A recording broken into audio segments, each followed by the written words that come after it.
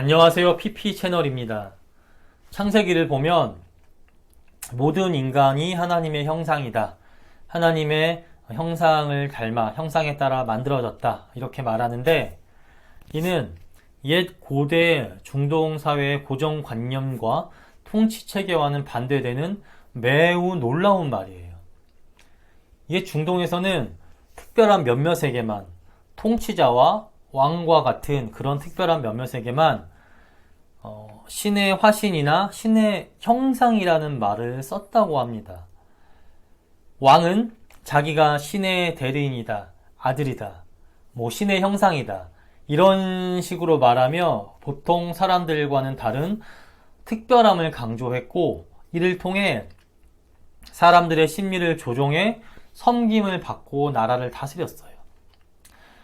그렇기에 이런 생각이 지배하고 있던 당시 시대에 모든 인간이 다 신의 형상이라고 말하는 건 매우 놀라웠던 일인 거예요. 왕과 같은 몇몇 특별한 사람들만이 신의 형상으로 인식되었던 시대에 이를 반박하고 하나님 앞에서는 인간의 귀천이 없이 왕이나 일반 사람이나 다 똑같이 평등함을 선포하는 거니까요. 이렇게 성경은 모든 인간은 다 똑같이 하나님의 형상으로 만들어진 창조물이고 그렇기 때문에 하나님 앞에서는 서로 높고 낮음을 주장할 수 없는 평등한 존재임을 우리에게 알려줍니다. 그렇게 노예 제도란 성경에서 말하는 게 아니에요. 이건 하나님의 뜻이 아닙니다. 그러면 노예 제도는 왜 생겨났을까요? 네, 그건요, 바로 우리 인간의 죄, 우리 인간의 욕심 때문입니다. 노예가 되려면, 종이 되려면요, 가진 것을 다 날리고 아무것도 없는 신세가, 더 나아가 감당할 수 없을 만큼 잔뜩 빚을 져야 되죠. 그러면 기본적인 인간의 양심이라면 이렇게 된 사람을 도와야 되잖아요. 내가 여유가 있다면 이렇게 어려운 사람들에게 자비와 긍휼을 베푸는 것이 주님의 뜻이자 우리 인간의 기본적인 양심입니다. 하지만 죄로 인해 타락한 우리 인간은 이렇게 하지 않았어요. 그 없는 사람의 것을 더 빼앗고 착취하기 위해 노예로 삼아 물건처럼 대했습니다. 그렇기에 노예제도가 생겨난 거예요. 하나님은 그래서 이렇게 어긋난 상황을 바로잡기 위해 구약율법에서 이렇게 말씀하십니다. 동족은 노예로 삼지 말아라. 노예를 잘 대해주어라. 인간적으로 대해주어라. 그리고 7년에 한 번 지키는 안식년, 50년에 한 번 지키는 희년이라는 날을 제정하여 이날 이해에는 노예를 해방시켜주고 잃었던 또 빼앗았던 사람들의 재산을 돌려주어라. 하나님은 이런 제도들을 제정하시고 지키라고 말씀하시며 죄로 인해 어긋나버린 우리 인간의 탐심을 경계하게 하시고 잘못된 노예 제도를 바로잡기를 원하셨어요. 이게 하나님의 뜻입니다. 그렇기에 성경은요, 노예 제도를 인정하지 않아요. 하나님의 뜻을 따르지 않은 인간의 욕심으로 인해 생겨나고 유지된 것이 노예 제도입니다. 그런데 신약을 보면 이와는 반대되는 다른 느낌의 마치 노예 제도를 인정하는 그런 느낌의 말씀이 나옵니다. 에베소서 6장에서 바울은 이렇게 말해요. 종들아 상전에게 순종하라. 온 마음으로 기쁘게 섬겨라. 바울은 종들에게 주인을 잘 섬기라고 합니다.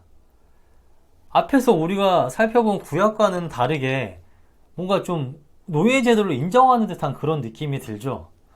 그래서 이 말씀을 가지고 성경이 노예 제도를 인정하는지에 대한 갑론을박이 있는 것 같아요. 근데 이 말씀을 그냥 보면 노예 제도를 인정하는 것 같지만 사실은요, 그게 아닙니다. 오히려 바울은 예수님의 뜻을 따라, 예수님의 방법을 따라 노예 제도를 변화시키길, 없애길 원했습니다.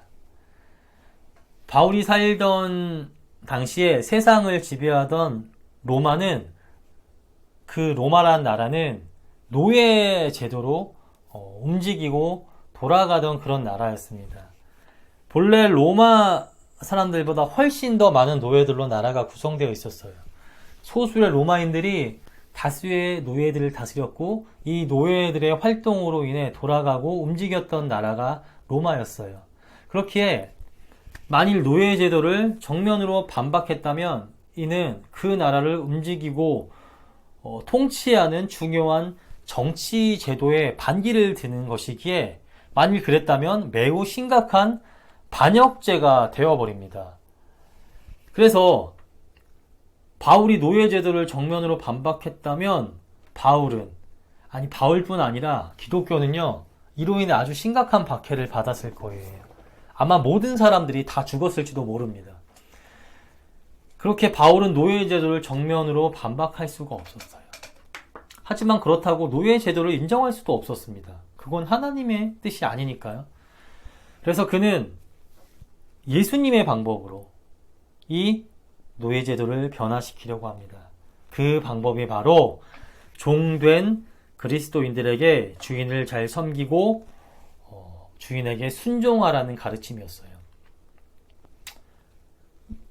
예수님께서 이 세상에 오셔서 자신의 구원 계획을 이루시기 위해 그동안에 있던 이 세상의 잘못된 시스템을 단번에 확 뒤집어 버리지 않으셨어요.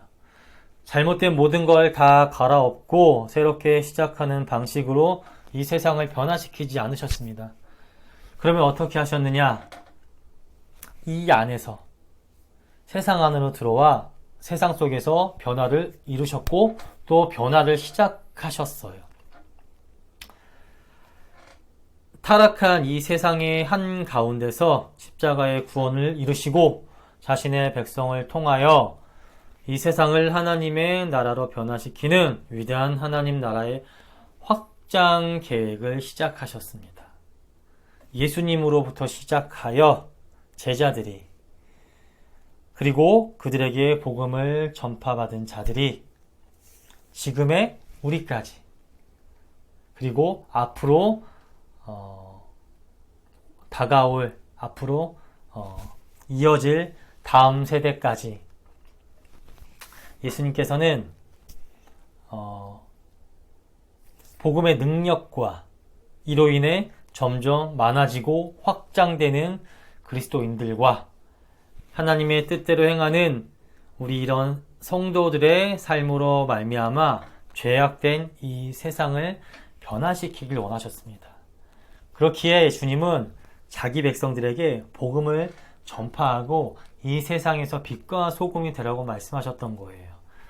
복음의 능력이 점점 사람을, 세상을 변화시키므로 이 땅에서 하나님의 온전한 통치가 이루어지기를, 하나님의 나라가 확장되기를 원하셨습니다. 바울은 이 예수님의 뜻과 예수님의 방법을 따라 노예 제도를 없애버리길 원했습니다. 그렇기에 바울이 단지 종으로 있던 그리스도인들에게 종으로서 주인을 잘 섬기고 신분 제도를 잘 지켜라, 이게 너희의 운명이니 그냥 순종해라, 이렇게 말한 게 아닙니다. 너의 올바른 모습을 통해 하나님의 영광을 나타내고 그로 말미암아 하나님의 영광을 보고 예수님을 믿게 하라. 그러므로 주인이 세상의 잘못된 생각과 사상을 버리고 예수님을 믿고 변화되어 노예 제도를 내던지게 하라. 바울은 이렇게 복음의 능력으로 변화된 생각들과 사람들이 모여 이 세상이 변화되고 그러므로 노예 제도가 사라지기를 바랬던 것입니다. 그렇기에 단순히 주인에게 잘 섬기고 순종하라는 바울의 말을 문자적으로만 이해하여 성경이 노예 제도를 인정한다고 말하면 안 됩니다.